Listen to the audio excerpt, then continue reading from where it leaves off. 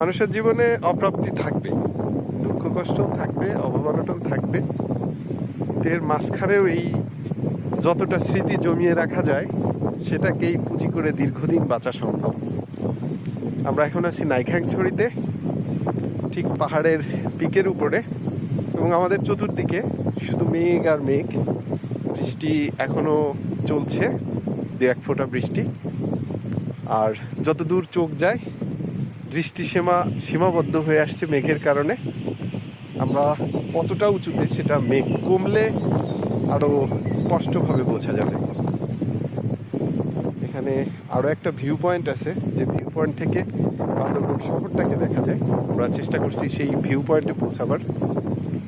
থেকে থেকে ক্যামেরার লেন্স ব্লার হয়ে আসছে মেঘের কারণে, এবং মেঘের যে ঝাপটা সেটা ভীষণভাবে শরীরে লাগছে।